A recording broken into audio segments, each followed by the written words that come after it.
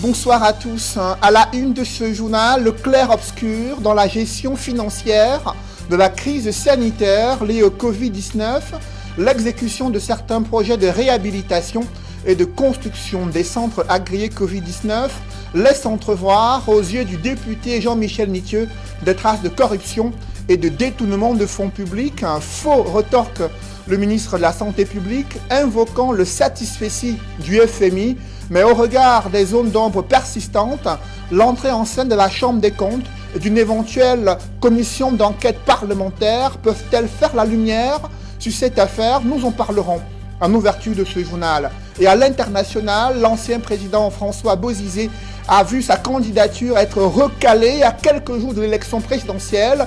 Motif, un mandat d'arrêt international qui pèse contre lui et également le fait qu'il a été sanctionné par les Nations Unies. On fait le point sur les candidatures retenues pour cette élection présidentielle prévue en Centrafrique le 27 décembre prochain. Nous en parlerons dans la page internationale du 20h.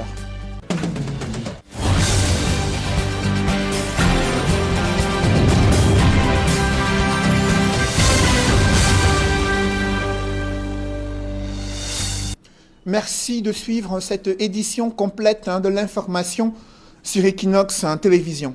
Le député SDF Jean-Michel Nitieux suit à la loupe la gestion financière de la crise sanitaire après la publication de l'identité des prestataires et du coût des projets de réhabilitation et d'aménagement des centres spéciaux agréés Covid-19. Ce parlementaire révèle des circuits de corruption et de détournement présumé des fonds publics.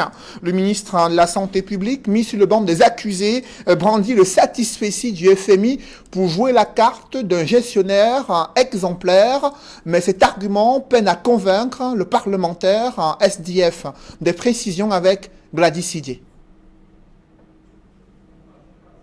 Nous y reviendrons. Évoquons d'abord la grève des populations sur la route Mengan-San-Mélima. Ils déplorent le non-paiement de leurs droits d'indemnisation alors que le projet a déjà été entamé. Ils ont bloqué les travaux pour manifester leur colère. Des précisions avec Roger Takala et Isabelle Carole Zoupet et Kediara. Nous allons d'abord évoquer, comme vous le voyez en image, celle... Charges de prise illégale d'intérêts, de conflits d'intérêts, de corruption et de détournement de deniers publics. Le député SDF croit savoir qu'il existe un deal entre le ministère de la Santé et des entreprises agroalimentaires qui ont fait des dons au plus fort de la crise du coronavirus au Cameroun. Il dénonce des zones d'ombre dans l'attribution des marchés en vue de l'approvisionnement des kits de dialyse et autres équipements dans la gestion du coronavirus. Selon l'honorable Jean-Michel Nitieux, des coûts des travaux d'aménagement des stades transformés en centres Covid-19 sont élevés. Il note qu'il se dégage une forte odeur de détournement. Au regard des dépenses consenties, l'élu s'interroge. Au lieu de reconstruire un ancien bâtiment pour la prise en charge des patients Covid-19, au lieu d'aménager les stades à cet effet, pourquoi n'a-t-on pas pensé à venir en soutien et à moindre coût aux cliniques privées disposant déjà d'infrastructures immobilières fonctionnelles? Toutefois, contrairement à ce que l'honorable Jean-Michel Nitieux révèle, le ministre de la Santé publique, le docteur Manaouda Malachi, brandit le satisfecit des partenaires internationaux du Cameroun, preuve selon lui de la bonne gestion de cette crise sanitaire. La reconnaissance du Fonds monétaire international qui, à travers son directeur général, a salué le 21 octobre dernier à Washington la transparence dont fait montre notre pays dans l'attribution des contrats aux entreprises dans le cadre de l'exécution de notre plan de riposte contre la pandémie.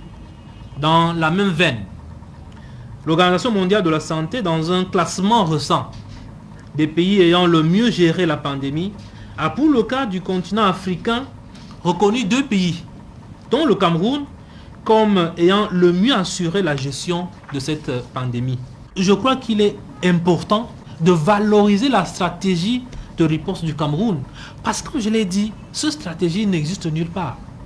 C'est une voie et une voie unique que le président de la République, son excellence Paul Biya, lui m'a tracée. Vous savez que nous, on n'a pas fait le confinement strict. Or, certains continuent de le faire. Nous, on n'a pas pris certaines options.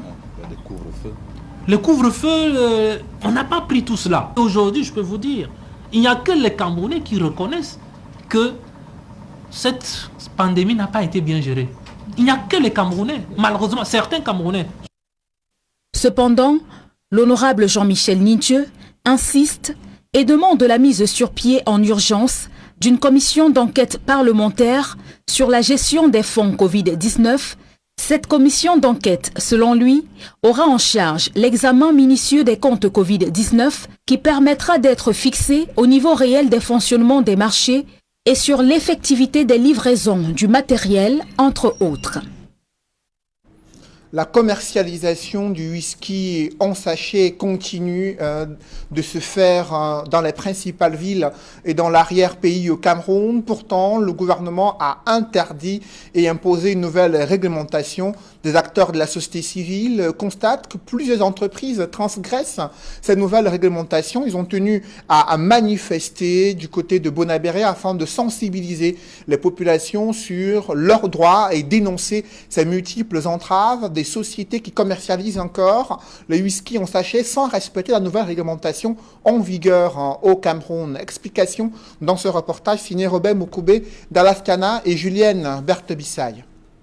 Depuis l'arrêt conjoint du ministre du Commerce, des Mines et de la Santé publique le 12 septembre 2014, interdisant la commercialisation et la vente du whisky en sachet au Cameroun, des milliers de Camerounais continuent de consommer cette boisson alcoolique, jugée dangereuse pour la santé. Pour plusieurs organisations de la société civile, le business se porte plutôt bien, mais avec des conséquences graves sur la population. Tous les jours, il y a des Camerounais qui meurent. Tous les jours, il y a des personnes qui tombent gravement malades à cause de la consommation de ce breuvage dangereux, constitué en majorité de méthanol. Parce que tous les professionnels de la santé sont unanimes dessus. Le whisky en sachet est dangereux pour la santé. Mes petits-fils camerounais, mes enfants camerounais, le whisky en sachet est un mauvais produit. Ne prenez plus, ne consommez plus le whisky en sachet. Ça nous rend malade, ça vous rend malade, ça nous affaiblit, ça tue notre jeunesse. Ce tueur silencieux, qui ôte la vie à un Camerounais toutes les 10 secondes selon l'Organisation mondiale de la santé, préoccupe la Fondation camerounaise des consommateurs, engagée sur le terrain de la sensibilisation. Nous sommes là, venus nombreux, pour dire non à la consommation du whisky en sachet, non à la vente de ce breuvage qui tue, parce que depuis 2016, un arrêté conjoint du ministère du Commerce, de la Santé et des Mines interdit la commercialisation et la vente des whiskies en sachet. Dans cette lutte acharnée contre les whiskies en sachet en violation des normes de fabrication et de la réglementation en vigueur, le président de cette association de défense des droits des consommateurs fait l'objet de poursuites judiciaires d'une entreprise de la place, spécialisée dans le conditionnement du whisky en sachet, suspectée de frélater. Du moins, la Fondation camerounaise des consommateurs s'indigne du silence des autorités compétentes qui pourtant fixaient au 12 septembre 2016 la date butoir pour écouler tous les stocks de ces whiskies en sachet. 4 ans après cette décision interministérielle, rien n'a bougé et le business prospère au détriment des vies des milliers de Camerounais. Sur les chantiers d'aménagement routier, c'est la colère des populations, notamment sur l'axe Mengon-San-Mélima, un axe qui a été bloqué par les populations. Elles ont tenu à faire entendre la raison de leur grogne, à savoir le non-paiement de leur indemnisation liée à la destruction de leur maison d'habitation lors de la mise en œuvre de ce projet de construction d'une route entre Mengon et San-Mélima. D'autres précisions avec Roger Takala et Isabelle et Kate Diarra. Grogne des populations du village Mekamovom, par Mengon, dans le département de Lamville. Las d'attendre le paiement intégral de leurs indemnisations dues aux travaux de construction de l'axe Mengon-San-Mélima, qui a provoqué la destruction de leur maison d'habitation et plantation. Elles ont barré la route pour mieux se faire entendre. On a barré la route parce qu'on réclame nos biens.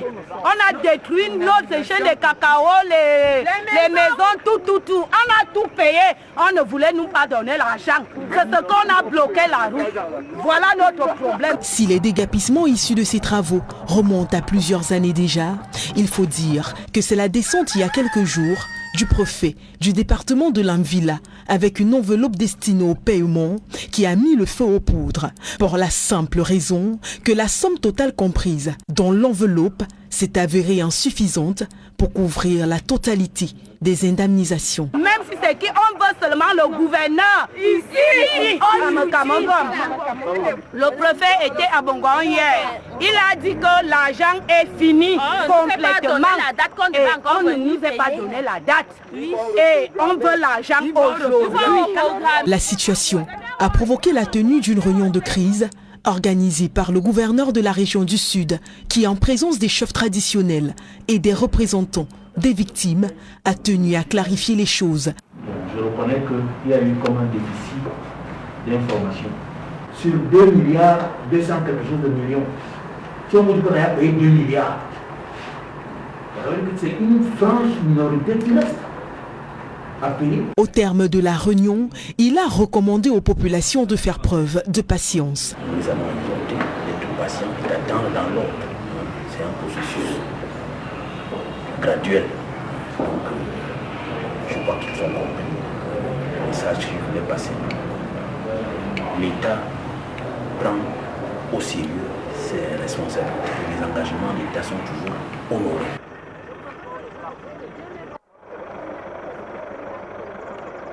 Département du CAM, de nombreux projets sont à l'abandon.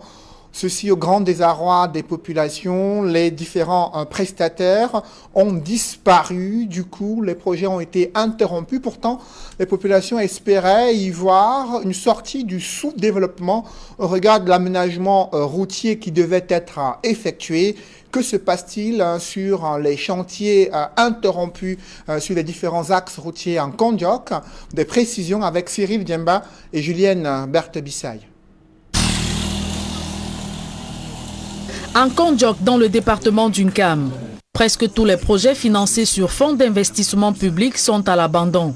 Le chantier de construction de la sous-préfecture somnole dans la broussaille, les logements sociaux aux oubliettes et l'aménagement de la route principale du centre urbain, une promesse non tenue.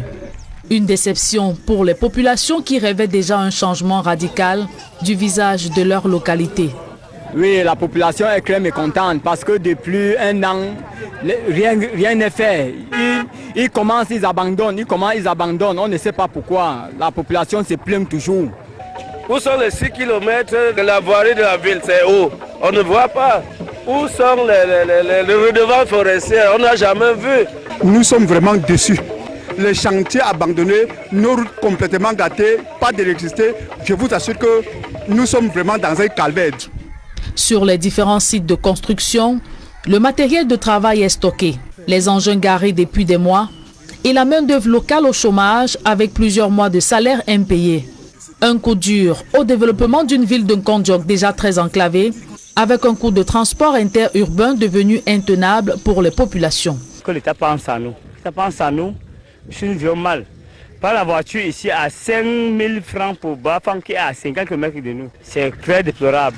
Dans cette galère, les populations de Kondiok indexent les entreprises adjudicataires des différents marchés qui, à la moindre difficulté, ont disparu de la circulation.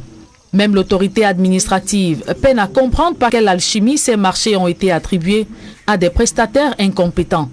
Vous savez, nous sommes dans une zone tellement enclavée. Donc, il y a des problèmes de route et de pluie. Il y a des entreprises qui s'aventurent à prendre des projets parce qu'ils ont vu le montant, mais ils ne connaissent pas encore l'environnement. Donc je pense qu'il est important de bien étudier et voir comment on peut comment attribuer les marchés et aussi comment les sectoriels peuvent assister, accompagner ces entreprises pour pouvoir réaliser les marchés. Jouant toutefois à la carte de l'apaisement, le préfet d'Unkam promet que tous ces travaux vont redémarrer sous peu, même si l'année budgétaire en cours tire à sa fin dès le 31 décembre 2020. Vous avez vu comment on a commencé les travaux de gravionnage des centres-villes de Nkonjok. Bon, s'il n'y a que les pluies qui se sont arrêtés, les travaux, ces travaux vont continuer comme nous sommes déjà à la fin des pluies. Les populations de Nkonjok vont devoir encore prendre leur mal en patience en espérant un jour voir leur localité changer et leurs conditions de vie améliorées. Devant l'ampleur de la consommation du tabac et des drogues, des députés montent au créneau pour critiquer la lenteur dans la mise en œuvre d'une stratégie nationale de lutte contre le tabagisme. Ils annoncent des initiatives sans pour autant évoquer la nécessité de mettre sur pied des propositions de loi visant à lutter contre ce fléau. Compte rendu, Guy Zogo. La pipe à eau est aussi nocif. Face aux députés, dans le cadre du réseau des parlementaires contre le tabagisme et les narcotiques, le représentant de l'Organisation mondiale de la santé au Cameroun a dressé un bilan effrayant résultant des effets de la consommation de ces produits. Le tabagisme est un des principaux facteurs d'augmentation de l'incidence des maladies non transmissibles, telles que les maladies cardiovasculaires, le cancer, le diabète et les maladies pulmonaires chroniques. Ces maladies sont la principale cause de décès et d'invalidité dans le monde. Le tabac tue jusqu'à la moitié de ceux qui en consomment. Chaque année, plus de 8 millions de personnes sont tuées par les maladies résultant du tabagisme. Allant plus en avant, l'OMS a mis sur la table son engagement contre ces fléaux. L'adoption en 2003 de la Convention cadre de l'OMS pour la lutte anti-tabac a été l'une des victoires historiques de santé publique. Les États membres de l'OMS de le Cameroun se sont engagés d'une seule voix à exprimer la suprématie des préoccupations de santé publique sur les intérêts économiques. En guise de réponse, l'Assemblée nationale a de son côté mis en avant les appels du chef de l'État à se mobiliser contre cette menace et à mettre sur pied un plan national de lutte contre le tabagisme qui reste attendu jusqu'ici. Aussi, l'Assemblée nationale se contente-t-elle de rappeler la fragilité des consommateurs de ces produits et annonce des actions à venir sur le terrain. La pandémie du coronavirus, qui sévit dans le monde depuis la fin de l'année 2019, n'a pas épargné notre pays. Dans ses analyses, la communauté scientifique internationale nous révèle que les consommateurs des produits du tabac sont plus vulnérables face aux formes graves du Covid-19. Ce qui se passe au nord-ouest et sud-ouest et à l'extrême nord est vraiment lié à la consommation de tabac et la drogue. Nous allons commencer à sensibiliser d'abord nos collègues parlementaires et pour mener ce combat dans notre 10 régions par nos points focaux. Sans aucun doute, il y a du pain sur la planche pour les députés sur cette question, visiblement encore pas très bien cernée. Un conflit oppose des commerçants du marché central de Douala à la mairie de la ville. Et pour cause, les commerçants sont courroucés et dénoncent la concession à un privé d'un espace régulièrement acquis à l'époque par le délégué du gouvernement auprès de la communauté urbaine de Douala. Un espace où des centaines de personnes ont été déguerpies dans le cadre d'un chantier routier. Sauf que cette route achevée, les commerçants n'ont plus le droit de revenir sur le site malgré des colossaux investissements financiers qu'ils ont effectué. Reportage d'Alaskana, Claude et Donald Brice Kamgan. En vue aérienne, de nouveaux bâtiments sortis de terre au lieu d'IFAS mosquée au marché central de Douala. Sur ce site, de nouveaux occupants sont installés pour la plupart. Une occupation irrégulière aux yeux du collectif des vendeurs déguerpés ici en 2008. Des vendeurs à qui l'ex-délégué du gouvernement avait consenti de concéder l'espace à la fin du projet de passage de la route objet du déguerpissement. Alors que le processus de leur retour était en vue, le nouvel exécutif de la ville fait obstacle d'après les commerçants. On a été surpris que le supermaire donne une autorisation à une personne qui n'est pas attributaire et n'est pas une victime de déguerpissement pour nous recaser. Et nous avons écrit. Après l'avoir écrit, on a pu le rencontrer. Il nous a demandé d'aller voir M. Kitty. M. Kitty nous a demandé de venir au marché central, que nous sommes recasés, qu'il n'y a pas de problème. Mais curieusement, quand nous sommes revenus, non seulement beaucoup de personnes viennent, on dit que leur place est arrêtée pour vendue, mais en plus même ceux qui paient les frais de construction de 150 000, ils n'ont pas de reçus. Ils sont plus de 200 d'après des comptes faits par le collectif. Certains se sont découragés au fil de longues procédures administratives. Des commerçants qui ont versé à l'époque des fonds pour la construction de l'espace détruit dans le cadre de l'assainissement. En 1990, nous avons eu l'autorisation de construire, nous avons construit, on a investi environ 40 millions pour construire là-bas. Et puis lors de la réflexion des travaux du routier, on a déguerpi provisoirement pour les travaux. Et après les travaux, il était question qu'on revienne s'y installer. Très peu souhaitent s'exprimer à visage découvert, pas crainte de représailles d'après le collectif des commerçants de Guerpi. À force de correspondance, le préfet du département du Vouri a orienté les commerçants vers la mairie, mais la situation coince. Monsieur Sonko c'est le confessionnel, ce qui fait que ça devient difficile, puisque quand on voit le chef de bloc, c'est des personnes qui n'ont même pas d'abord de documents officiels, qui est l'attribution pour les places au marché central. Et c'est un groupe de personnes qui se sont formées pour pouvoir mettre en retrait ou enlever ceux qui ont des attributions sur la place au marché central. C'est ça le véritable problème. Donc c'est difficile. Contacté par Equinox Télévision, le régisseur du marché central n'a pas souhaité répondre aux griefs soulevés par les commerçants de Guerpi. Ceux souhaitant être réinstallés versent contre une demande d'occupation signée du régisseur la somme de 150 000 francs CFA. Évoquons à présent la journée internationale pour les personnes handicapées, alors que tous les handicaps sont loin d'être visibles. Ces personnes, couches sociales vulnérables, essayent tant bien que mal de mener des initiatives génératrices de revenus afin de ne plus dépendre à la fois de leur famille et de pouvoir faire face au regard souvent inquisiteur de la société camerounaise. Évocation avec Steve Eboulet et Cédric Digne. Emmanuel souffre de handicap, comme un peu plus de 6% de la population camerounaise, selon des chiffres de l'Organisation mondiale de la santé. J'ai eu la polio à l'âge de 2 ans. Jusqu'à nos jours, je me suis toujours battu pour aller à l'école. Si Emmanuel a pu s'en sortir aujourd'hui, ce n'est pas le cas de la plupart des handicapés au Cameroun qui souffrent encore du regard marginal du reste de la société. Le regard des autres n'est pas toujours facile à comprendre pourquoi. Parce que certaines personnes considèrent une personne vivant avec un handicap comme une personne à marginaliser, comme une personne à mettre de côté, comme une seconde personne. Je suis handicapée depuis mon enfance, depuis pratiquement 2 ans selon les parents. Les gens nous traitent, nous matérialisent beaucoup. Donc quand on arrive auprès de quelqu'un, tu lui dis « Pardon, je voudrais ceci », me dit « Ah, on te dit que les handicapés ne font rien ». Aujourd'hui, je fais les chaussures babouches, je fais les caramels, je vends le poivre blanc, je fais le miel et je forme même des personnes valides et handicapées. Une problématique encore plus d'actualité, alors que le monde célèbre la Journée internationale des personnes handicapées, placée cette année sous le thème « Tous les handicaps ne sont pas visibles ». Une manière de rappeler au commun des mortels que d'une façon ou d'une autre, nous souffrons tous d'un handicap. Chacun d'entre nous a un handicap, mais nous ignorons seulement. Donc, chacun a un handicap. Donc, tout le monde est handicapé en fait. Donc moi, handicapé ou pas handicapé, quand j'ai ma chose à faire, je le fais comme une personne normale en fait. Au-delà des barrières comportementales auxquelles se heurtent les handicapés au quotidien, se greffe l'éternel problème de la faible prise en charge par l'État des personnes vivant avec un handicap, qui sont très souvent abandonnées à elles-mêmes. Si de nombreuses associations militent pour les droits des personnes handicapées, beaucoup reste cependant à faire pour atteindre l'idéal de société résiliente dont se targue le Cameroun.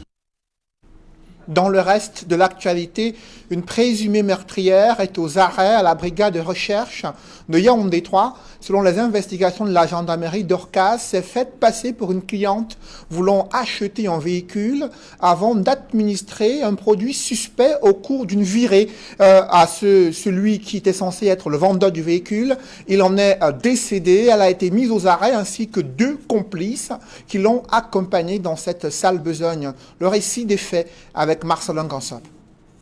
Dans la cour principale de la brigade de recherche 3, au quartier Mimboman, est stationné le véhicule tant convoité qui jusqu'au 25 novembre dernier était encore conduit par le sieur Eloge Yancé Kambe, vendeur de voitures à Elik et Sono. C'était avant que son chemin ne croise celui de Dorcas Ngweche, celle par qui le pire est arrivé dans un hôtel de la place. Le 22 novembre 2020, Dame Ngweche avait filmé le numéro de téléphone qui était affiché sur la vitre du véhicule. Le lendemain, elle s'est passée pour une cliente. C'est ainsi qu'elle a commencé elle s'est mise en relation avec le monsieur, faisant comprendre qu'elle était intéressée. Malheureusement, le 25 novembre 2020, il fallait qu'il passe nuit dans un hôtel de la place. Lorsqu'ils sont entrés, elle s'est dirigée dans les toilettes. Elle lui a fait comprendre qu'il manquait des savonnettes et des papiers de toilette. Le monsieur s'est rendu à la réception pour s'en procurer. Lorsqu'il est remonté, la dame lui a présenté son verre, ce qu'il a ingurgité sans toutefois se méfier de la dame en question.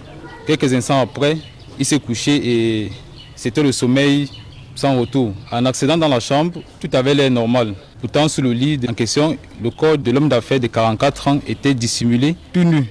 C'est à l'aide du téléphone du défunt que la présumée meurtrière détenait par devers elle que les éléments de la BR3, sous l'impulsion du commandant de compagnie de Yaoundé 3, le chef d'escadron Baudouin Gouya, ont lancé la chasse à l'homme. Le matin, aux environs de 4 heures, elle a appelé sa copine, Ignabi Olé, de venir la chercher avec son beau-frère, le nommé Ondoa, qui devait conduire le dit véhicule vers une destination inconnue. Nous avons mené nos investigations à partir du numéro de téléphone du défunt. Nous sommes parvenus à localiser le numéro de téléphone du défunt au quartier Arala, 48 heures plus tard. Sous la supervision du commandant de compagnie, nous avons mené une opération et nous avons pu appréhender les 3 suspects en possession du véhicule. 2 jours plus tard, après leur exploitation, elles sont passées aux aveux. Dans ses aveux, Dorcas Ngoueché va indiquer que son intention n'était pas de tuer, mais de se faire un peu d'argent, question de s'offrir un Eldorado en Europe. Dame Ngoueché nous a fait comprendre qu'elle était à son premier forfait. L'objectif, c'était s'emparer du véhicule et voyager. Donc, elle voulait vendre ce véhicule et puis voyager. Nous demandons aux populations de redoubler de vigilance, de faire confiance à la gendarmerie. Nous avons le numéro d'urgence, à savoir le 113, et les patrouilles sont dehors. Dans sa chute, la jeune femme de 24 ans entraîne avec elle sa copine, la nommée Nia Biwele Marivonne, ainsi que son beau-frère, Ondoa Christophe. Ce sont ces 2 derniers qui étaient chargés de venir récupérer le véhicule à l'hôtel au petit matin du drame. Christophe Ondoa servant alors de chauffeur. Le corps de l'infortuné Eloge Yancy est en cours d'autopsie pendant que le trio médite dans les cellules de la brigade de recherche 3 en attendant d'être déféré devant les juridictions compétentes. Dans l'escale internationale, l'ancien président centrafricain recalé dans la course à la présidentielle prévue le 27 décembre prochain. L'invalidation de la candidature de François Bozizé vient d'être annoncée. La Cour constitutionnelle centrafricaine invoque des motifs de rejet. Le candidat François Bozizé fait l'objet d'un mandat d'arrêt international lancé contre lui le 31 mars 2014 devant la justice centrafricaine pour assassinat, séquestration, torture et détournement de fonds publics.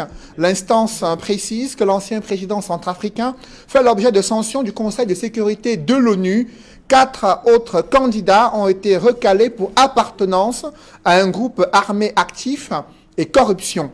Il y a donc 17 candidats qui ont vu leur dossier être validé lors des délibérations de la Cour constitutionnelle centrafricaine. Parmi eux figure le chef de l'État centrafricain actuel, Faustin Archange Touadéra. D'autres figures politiques sont en lice. Il s'agit de Anissé Georges Dologuélé, Martin Ziguélé, tous les 2 anciens premiers ministres en Centrafrique. Sylvain Eugène Ngakutu Patassé, le fils de l'ancien président Ange-Félix Patassé. Il faut noter qu'il y a 3 candidatures indépendantes, dont celle de Catherine Samba Panza, elle qui a assuré la présidence par intérim en Centrafrique, ancien maire également de Bangui. Ils sont donc 17 candidats sélectionnés pour l'élection présidentielle prévue le 27 décembre prochain. Un public reportage dans ce journal, excellence et performance scolaire, célébré au collège Duval, situé dans le 5e arrondissement de Douala, un cadre idéal pour la formation des élèves qui souhaitent être parfaitement bilingues et pouvoir disposer des outils leur permettant de mieux comprendre le monde et d'acquérir les connaissances en toute quiétude. Reportage. Le promoteur de Duval International School et le maire de la ville de Douala, unis pour la construction d'un laboratoire multidisciplinaire de pointe. La pose de la première pierre, qui symbolise la naissance de l'infrastructure baptisée Roger Bassadinet, s'est faite en présence d'un parterre d'invités. Le maire de la ville ne tarit pas d'éloges à l'endroit de la prestigieuse institution pour cette contribution majeure pour l'émergence du pays. Je voudrais féliciter encore une fois le promoteur de ce technopole, comme vous l'appelez. Tout ceci doit vous indiquer la volonté de faire de Douala ce qu'ailleurs on appelle une smart city, une cité de l'intelligence, une cité du savoir et une cité de l'innovation, afin que Douala puisse rivaliser avec les meilleures villes dans ce domaine. Je crois que nous avons le potentiel, nous avons l'avantage extraordinaire d'une jeunesse dynamique. De cet espace naîtra donc le plus grand laboratoire technologique d'Afrique centrale, spécialisé dans les domaines génie chimique, génie thermique, génie électrique, génie mécanique et productique, ainsi que la géologie appliquée. Au terme du projet en 2022, naîtra également l'Institut Technologie Duval. La pose de la première pierre du laboratoire Roger Bassadi Nepa, le maire de la ville de Douala, ouvre de nouvelles portes. Demain, nous ouvrirons donc un laboratoire technologique de pointe qui accompagnera l'ouverture de l'université de Val Institute of Technology. C'est un laboratoire qui viendra donner un coup de pouce important à la recherche au Cameroun et en Afrique. La matérialisation de ces deux projets témoigne davantage de la volonté de l'institution de référence Duval à offrir à ses apprenants une formation de qualité adaptée aux exigences du milieu professionnel de plus en plus compétitif. D'ailleurs, au cours de cette cérémonie, les apprenants ont séduit les invités par la démonstration de leur savoir-faire, notamment avec le club scientifique qui a fabriqué au vu de tous des produits de première nécessité. This ceremony today, it's really a milestone that we have come across. Since the creation of this institution that runs from the nursery to the secondary and right up to high school, it has done a lot in order to promote excellence. The city mayor came here to lay the foundation stone of a university that is going to host a science laboratory. So with the coming of this university, it's going to help Cameroonians to be able to carry out research and to keep developing our city and in Cameroon in general. L'établissement scolaire moderne Duval International School, situé en plein cœur du 5e arrondissement de Douala, réaffirme à travers la construction de ce laboratoire technologique de pointe sa position de leader en matière de meilleures structures de formation scolaire au Cameroun et bientôt dans la sous-région.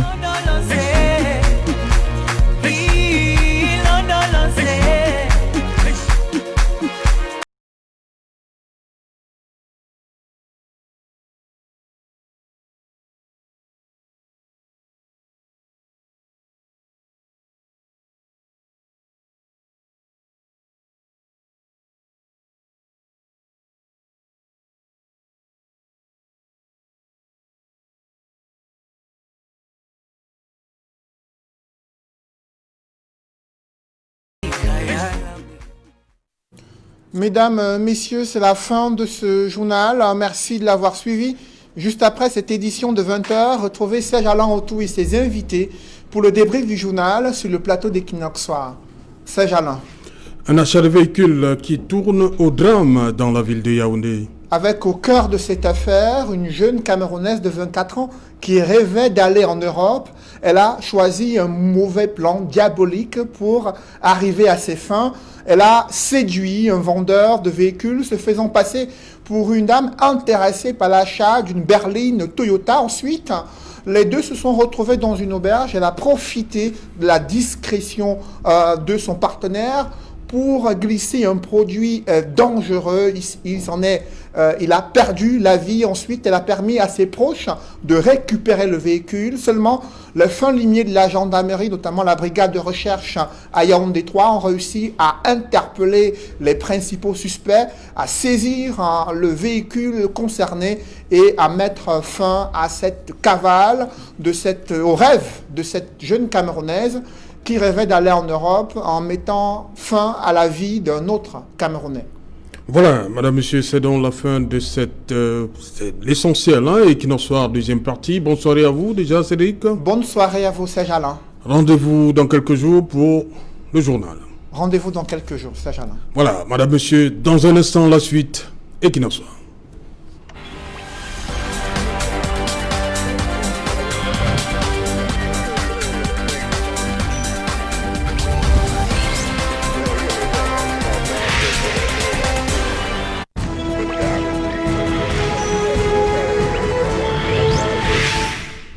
Retour sur le plateau Equinox Soir, deuxième partie, c'est le débrief du journal, toujours en compagnie de Ekat Dibobé du PCRN, candidat PCRN dans la Sanaga maritime pour les régionales de dimanche prochain. Serge Gauthier Onanina du PURS, René Stéphane Ngoué, président de la section régionale Union des populations du Cameroun.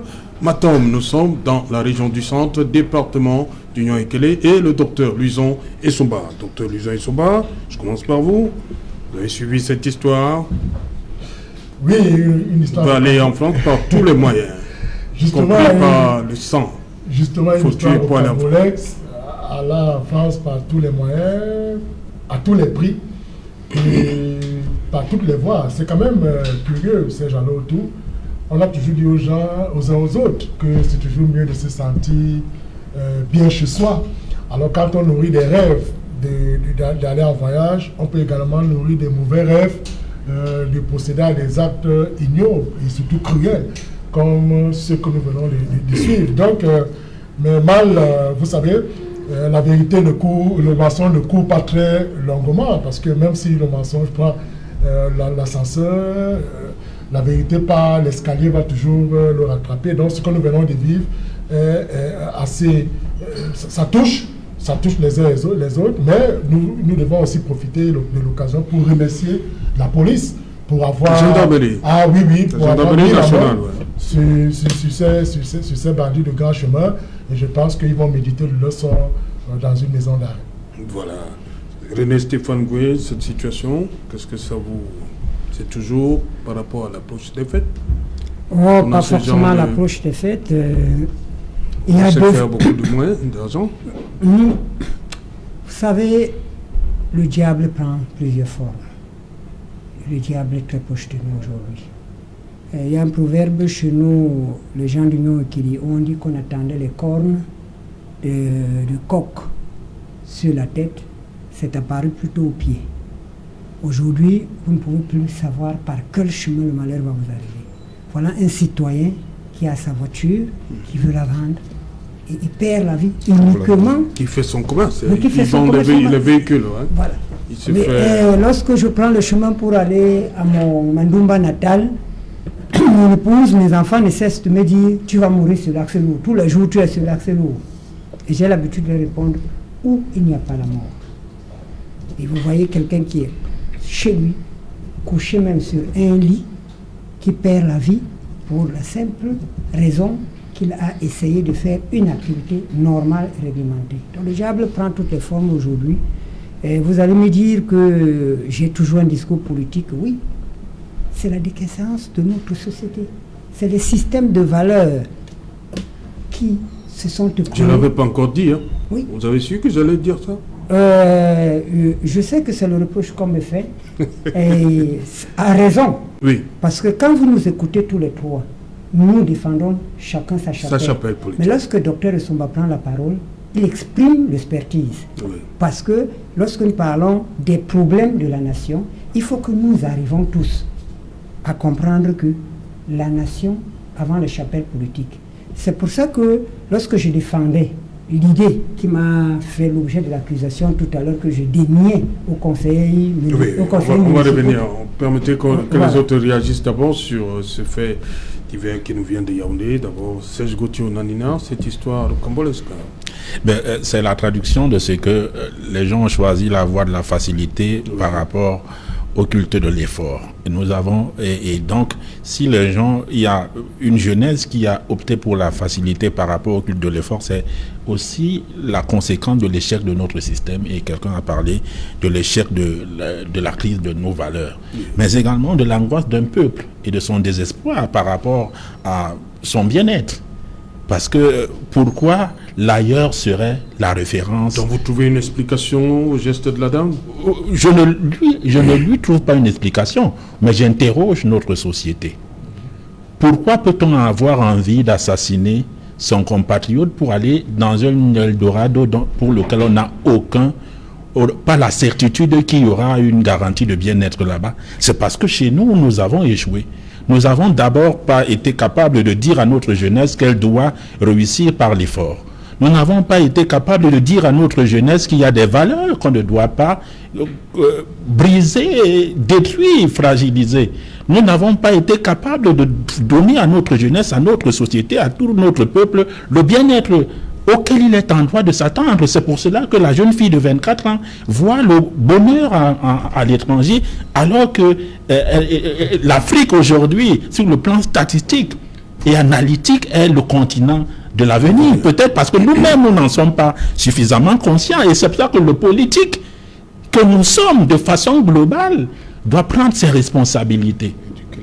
Commencer par une éducation de qualité, commencer par une interrogation de notre environnement pour pouvoir résoudre ces problèmes quotidiennement. Parce que si cette fille à 24 ans avait soit un emploi, soit le mariage qui est devenu aussi une sorte de voie royale de la réussite, et tout cela, elle n'aurait pas pensé aller en Europe. Donc, ça nous interroge véritablement, et je salue, comme le docteur Luison l'a fait tout à l'heure, je salue l'effort de maintien de l'ordre. C'est la preuve que elles aussi, lorsqu'elles le veulent, elles le peuvent. Il ne faut donc plus que cette règle, cette exception reste l'exception, mais qu'elle devienne désormais la règle, et que à chaque fois qu'il y a une procédure, des assassinats, des vols, des crimes, que la gendarmerie nous fasse plaisir. Non, mais on monte la gendarmerie tous les jours. Ben oui, on la monte tous les jours. La gendarmerie on la monte tous les jours, mais quand on prend la police aussi. Quand on prend la proportion des enquêtes inabouties, par rapport, je suis face à un juriste qui pourrait me démentir, par rapport à la proportion d'enquêtes abouties, vous pourrez me dire. Donc c'est de ça que je parle. Je parle également, et je voudrais sortir par là pour ne pas monopoliser la parole, qu'il ne faudrait pas que demain, les criminels d'aujourd'hui qui méditent leur sort soient nos voisins dans 2 ou 3 semaines. Donc notre justice, voilà ce que je dis. Voilà. Oui, je partage entièrement l'analyse des 3 autres copanélistes. Simplement que je vais évoquer ici le fait que nous avons tous failli à l'éducation des masses. Nous avons passé notre temps à montrer ceux de nos stars ou de nos élites qui ont directement réussi. Nous n'avons pas pris le temps de montrer à la jeune génération le travail qu'ils ont abattu pour arriver à cette étape-là. C'est pour ça que nous pouvons avoir des comportements comme ceci. Mais en même temps, je peux dire qu'il a évoqué le mariage. Et ce n'est pas sûr que si elle était mariée, elle n'aurait pas posé le même acte. Parce que je vous donne un simple exemple. Ce n'est pas parce que vous avez épousé une femme que son désir ou bien son projet d'aller en Europe s'arrête. C'est juste un escalier pour qu'elle prenne bien les bases et qu'elle s'envole vers l'Europe. Donc c'est tout ce que je pouvais dire à ce sujet. Voilà, vous répondez rapidement. Oui, Docteur Issoba. Oui, je vais faire rapidement parce que... Non, vous voulez répondre oui, c'est à ce que celle je Onanina. Tout à fait, parce que j'ai besoin de savoir, même s'il n'est pas électeur, mais je voudrais qu'il comprenne que... Le PURS est en liste dans l'Union électorale. Voilà. Le président Paul Biya est le président du Cameroun. Même si quelqu'un veut croire qu'il est d'abord le président de RDPC, c'est faux. Il est le président de tous les Camerounais. Le sénateur Belluc Rémy est le sénateur de la nation. Il n'est pas le sénateur d'Union Ekele. Le député, je veux dire qui, n'est pas le député de sa région. Il est le député de la nation. Le conseiller municipal de Matom, Emma Bion, qui sort de Mandumba, n'est pas le conseiller de Mandumba, il est le conseiller de Matom. Ceci étant dit, lorsqu'on est candidat d'une chapelle politique, parce que la loi nous oblige à être dans des champs politiques. Mais une fois élu, on est un représentant de sa communauté et on gère la communauté dans son ensemble. Donc c'est-à-dire que quand je dis que le conseiller que moi je vais voir à Makak, à Mesono, à Ezeka, n'est pas un monsieur du PCRN, pour moi, il est avant tout quelqu'un qui doit penser à comment on doit gérer globalement l'Union Ekele et qui doit, et que hier, il a été militant de mon parti, comme aujourd'hui, il est militant d'une autre formation, et que peut-être demain, il devient, parce que la vie est dynamique. Donc, ceci dit, c'était ma réponse au cher monsieur, mais je n'ai pas dit qu'ils ne sont pas issus des formations politiques. Mais j'ai dit leur posture actuelle les oblige à laisser leur formation politique pour prendre la dimension de ce qu'ils veulent faire. Et quelqu'un a fait une petite équation ici en nous démontrant que l'Union et qu'il ne pèse que dalle dans la région du centre. Mais raison de plus de choisir le meilleur de nous tous pour pouvoir faire, parce que dans cette configuration, c'est la mutualisation des forces, c'est les relations publiques, c'est la gestion entre individus, parce que le conseiller régional n'a pas de budget. Il défend la cause de sa communauté et il décroche les projets qu'il ramène dans sa communauté. Si par défendre sa chapelle politique, il ne pourra pas s'en sortir. Donc voilà l'objet de mon propos qui a été dénaturé et qu'on a même interpellé les conseillers municipaux en disant voilà quelqu'un qui dit que vous n'êtes même pas des conseillers. Non, c'est pas ce que j'ai dit. Et ayons la clairvoyance lorsqu'on veut reprendre quelqu'un de dire exactement ce qu'il a dit. Sinon, le plateau nous sert chacun à se développer ses propres propos et non les propos des autres personnes. Voilà, Dr Luison Issoma, sur cette situation dans l'Union Ekele, il y a des formations politiques là-bas qui ont des conseillers et deux ont des conseillers et deux autres n'ont pas de conseillers, mais ont décidé quand même d'aller à cette bataille du 6, la bataille d'Union Ekele, on va l'appeler comme ça, du 6 décembre. Comment vous analysez ça? Il y a le PURS et l'Union des populations du Cameroun. Vous comprenez l'explication donnée par les cadres de l'UPC qui disent que tous sont d'abord des militants UPC avant de... Donc ils pensaient à un basculement dimanche. Peut-être pas dans... Tous sont des JPCistes. Ça, c'est le discours qu'on entend chez les JPCistes. Du côté du Union Ekele. Il sera mieux approfondir des analyses là-dessus. Mais moi, ce que je voudrais dire, c'est que... Docteur Luison, comment on va à une élection comme celle-ci alors que le collège électoral est connu, on n'a pas les conseillers municipaux, ils n'ont pas de conseillers municipaux, le PURS et l'UPC, mais ils vont quand même à la cour. Vous savez, nous sommes en plein dans la démocratie. Et dans la démocratie, ce n'est pas forcément qu'il faille voter ou être électeur. Ça peut être un champ, un cadre choisi pour, par exemple, venir faire passer ses idées, mais ne serait-ce que pour les élections futures. Vous savez, une élection ne se prépare pas seulement à celle qui est en cours. Non, on prépare les échéances futures. Et je pense que c'est peut-être dans cette logique que se situe l'UPC. Ce que j'ai voulu dire pour essayer de lever le curseur, c'est que ce qu'il faille relever, c'est que les élections régionales sont marquées par un paradoxe. C'est-à-dire que ces élections vont traverser les considérations partisanes pour des considérations identitaires et même communautaires. C'est pourquoi ne soyez pas surpris que certains conseillers du RDPC votent par exemple pour le PCRN. Ça peut arriver. Et vous savez aujourd'hui qu'avec la question de la discipline du parti au sein du RDPC, il y a eu beaucoup de frustrés.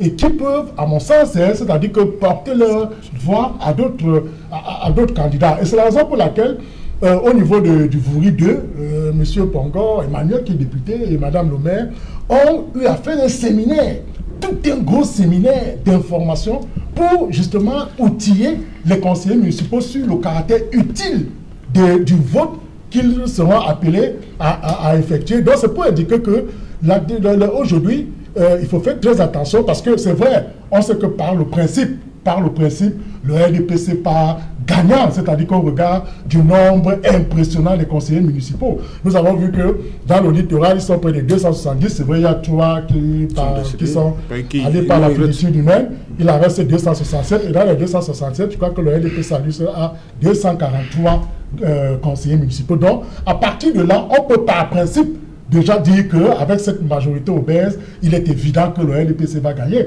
Mais maintenant, je dis qu'il faut faire attention. La subtilité de cette élection, c'est qu'on peut dépasser les logiques partisanes pour entrer un peu dans les logiques identitaires et communautaires qui peuvent donc, à mon sens, permettre de surprendre. Vous avez pris l'honneur que les prénoms, vous savez que dans le septentrion, les partis alliés au RDPC sont dans un véritable duel. Ce sera très chaud de ce côté. Donc, pour en réalité dire que c'est jalon tout, la conception aujourd'hui des régionales, que les uns et les autres comprennent qu'il s'agit du développement économique et social. Et ce développement économique et social va donc viser davantage à émanciper le citoyen local. C'est-à-dire qu'il prenne en charge les problèmes qui minent sa localité, qui ne sont pas forcément les mêmes partout. Vous voyez, celui qui est à Bepana Yoyon a les problèmes d'électrification de la rue, de l'eau potable. Or, celui qui est à Bonaprise veut les jets d'eau, il veut des piscines. Donc, vous voyez que les problèmes ne sont pas les mêmes. Donc, cette élection va amener à choisir celui qui est compétent, celui qui peut en réalité défendre les intérêts propres de la localité où il se trouve.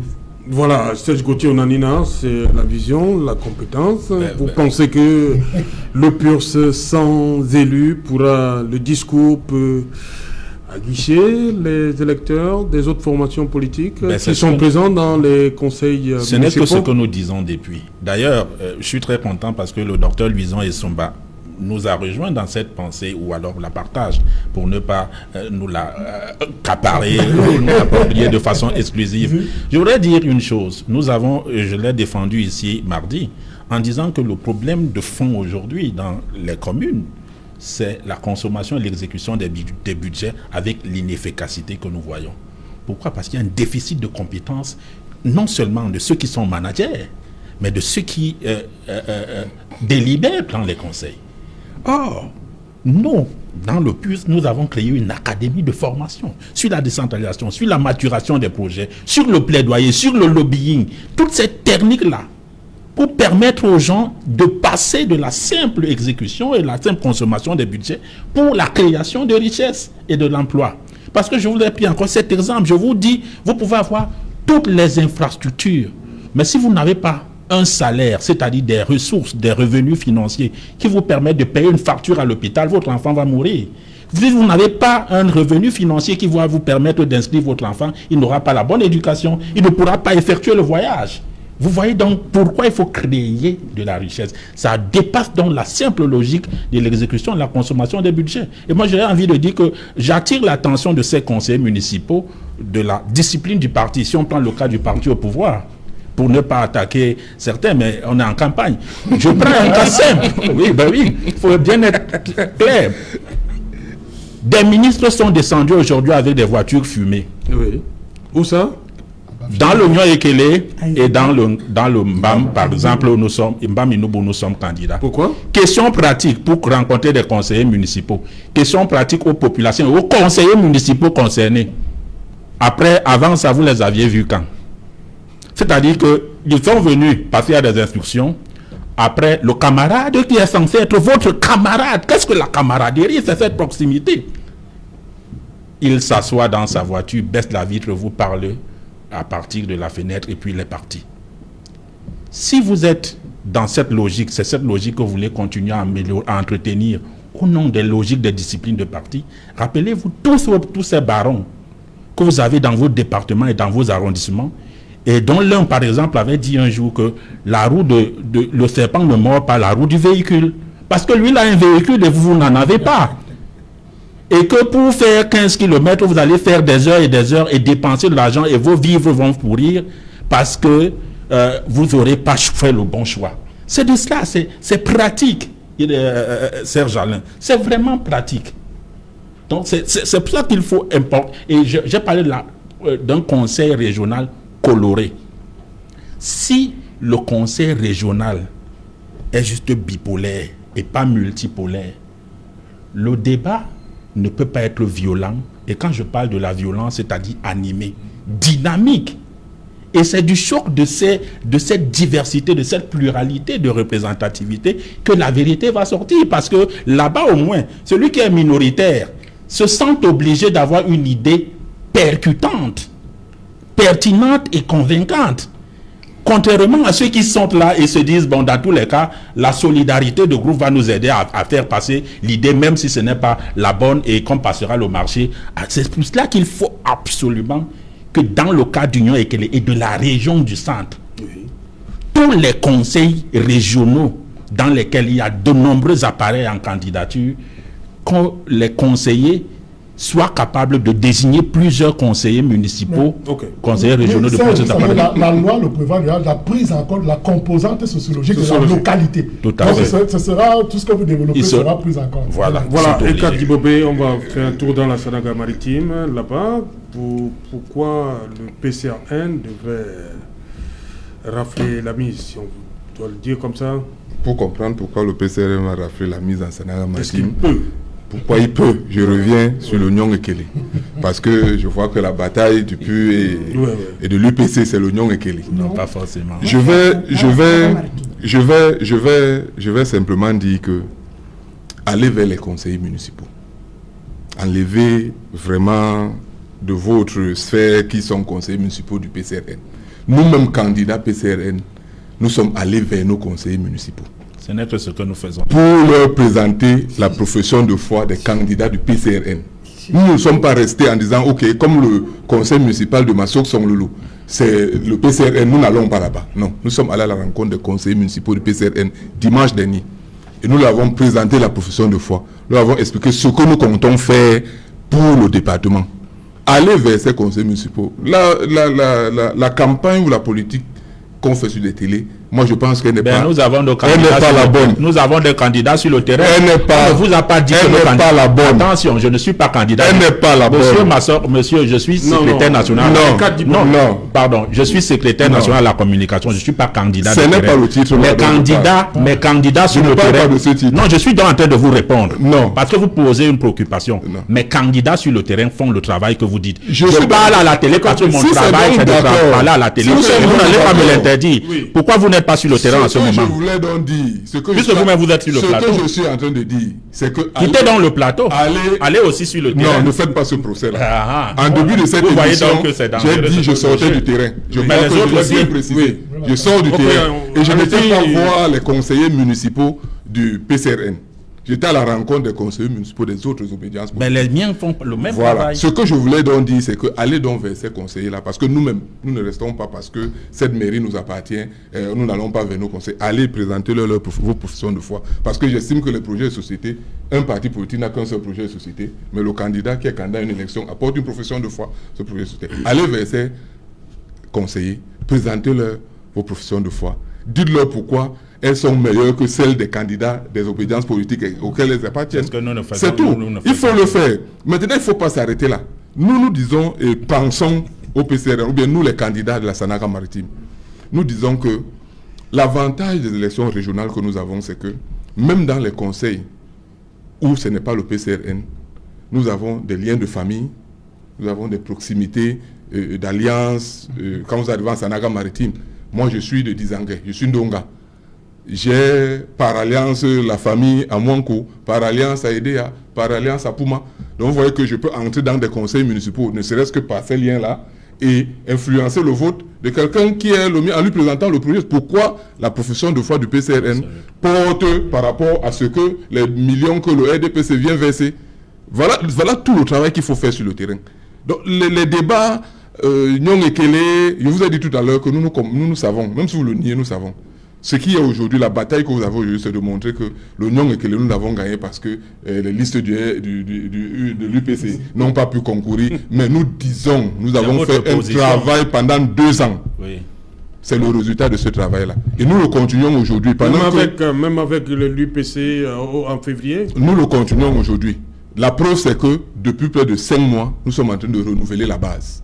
Nous sommes en train de préparer les échéances futures. C'est pour ça que je suis d'accord avec le docteur quand il dit les élections, elles ne se gèrent pas ce jour-là. On les prépare. Nous avons appris des leçons d'hier. Aujourd'hui, nous sommes sur le terrain en train de préparer, pas les élections régionales, parce qu'elles, on les avait déjà préparées. En train de préparer les élections futures. C'est pour ça que nous renouvelons la base. Nous renouvelons la base. Elle est au travail. Nous voulons des militants cadres. Il y a l'académie qui a lancé son année. On veut que ces militants-là soient formés pour aller sensibiliser. Parce que nous espérons que dans les jours à venir, nous devons aller plus loin que ce que nous avons aujourd'hui. Donc, allez vers les militants, conseillers PCRN.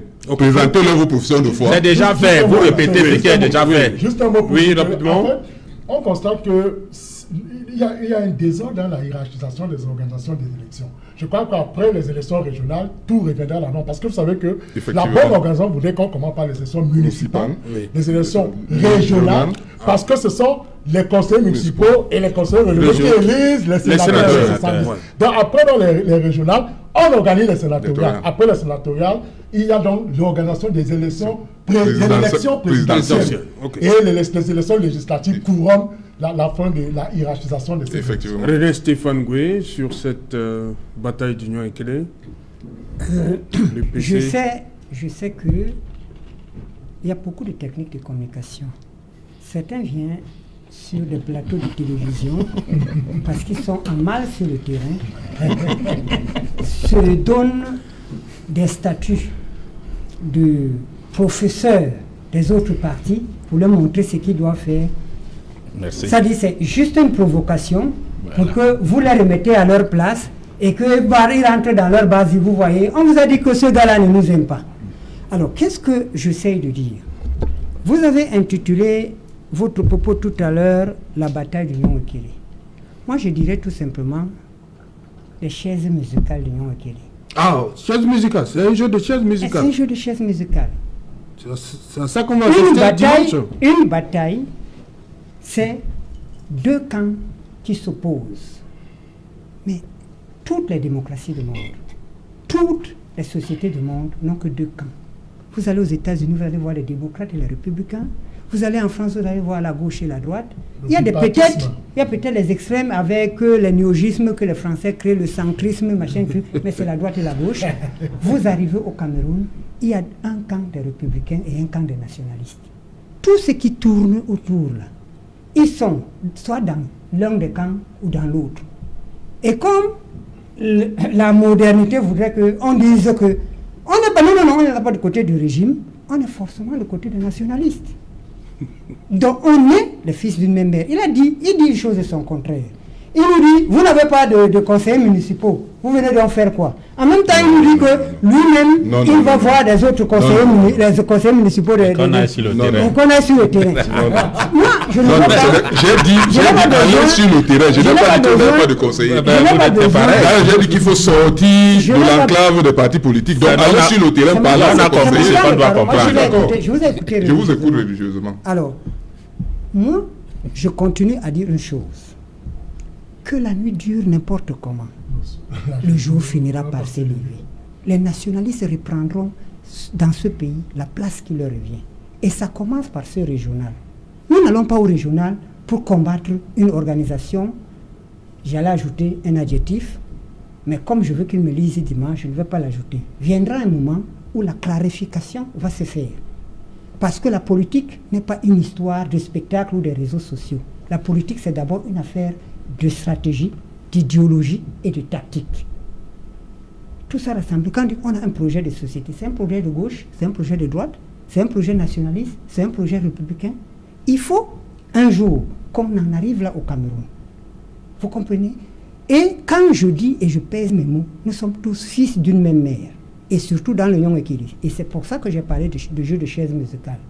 Dans le Nyong Ekele, le malheur de cette communauté, c'est que l'upécisme est devenu même une culture. C'est-à-dire que ce n'est plus une affaire d'organisation politique. Je suis d'accord. Chaque fils du Nyong Ekele est d'abord épéciste. Au-delà qu'il soit épéciste, on t'apprend d'abord. Voilà. On t'apprend d'abord. L'upécisme, mon cher ami, c'est une forme de pensée qui est nationaliste de gauche. C'est pour ça que je précise.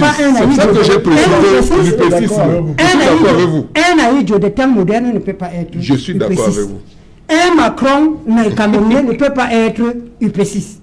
Il faut que ce soit clair. Mais il faut différencier l'upécisme. Okay. Bon, alors, parce que moi je ne voudrais pas entrer dans le débat idéologique. On la fera après le 6. Pour l'instant, j'ai besoin de ta voix. Et parce que j'ai besoin de ta voix, je veux que tu comprennes que nous sommes les fils d'une même mère. Et que dans ce pays, il n'y a que 2 camps, pas 3, pas 4. Il y a le camp républicain qui veut que tout soit centralisé entre les mains de l'État, les caisses, etc. Et il y a le camp nationaliste qui a toujours pensé à la décentralisation et que le pouvoir soit le pouvoir du peuple. Donc, si tu es différent de moi, ça veut dire que tu es du camp républicain. Tu ne peux pas être ailleurs. Et c'est pour ça que j'ai dit tout à l'heure, 70 ans d'existence, ça fait de sorte que vous le voulez ou non, vous avez traversé par chez moi pour arriver là où vous allez. Parce que quand un porc-épic t'échappe, il va dans le piège de ton voisin. C'est tout. Il se peut, ou il est d'une autorité publique, votre formation mère a connu la traversée du désert, avec des exils, des exactions, du terrorisme, des divisions internes sont nées à partir des exils, etc., etc. C'est de bon ton que pour se refaire, que les gens cherchent des refuges. Donc on ne combat pas des refuges. Et même notre leader, en 1948, disait déjà que l'UPC tout seul ne peut pas porter la bataille camerounaise. C'est pour ça que les associations communautaires comme le Ngondo, le Nkoumze dans le pays Bamleke ont été membres à part entière de l'UPC. Et plus tard, on verra la lutte syndicale, etc., etc. Je ne veux pas retracer l'histoire. Mais je voudrais que vous compreniez que dans votre conseil municipal actuel, vous ne pouvez pas lever le doigt ici et dire aux Camerounais qu'il n'y a pas à l'intérieur des gens qui ont ouvertement milité dans l'UPC. Voilà, et qui, jusqu'à cette date, partagent les idéologies de l'UPC. Ça n'a jamais été. Nous allons aux élections, je termine, par la prévoyance, la prévoyance du docteur Essomba. Oui. C'est-à-dire que pour prendre la parole, faire l'éducation des masses, on peut s'en sortir au soir d'ici décembre avec 0 voix. Nous envisageons ça, parce que nous sommes un parti responsable. Merci. Mais nous aurons eu le temps de dire aux Camerounais que quelle que soit la durée de la nuit, on a compris. Merci. Et je suis d'accord avec vous. Vous avez gagné la première bataille, celle de participer. Merci avec les proverbes. Merci René Stéphane Goué d'être venu. Merci. Et bonne chance surtout. Hein. Elle a assuré ma chance. On va faire le bilan. Hein. Ça fait 110 ans que ça dure. Ouais. Merci Ekat Dibobé. Bonne chance également.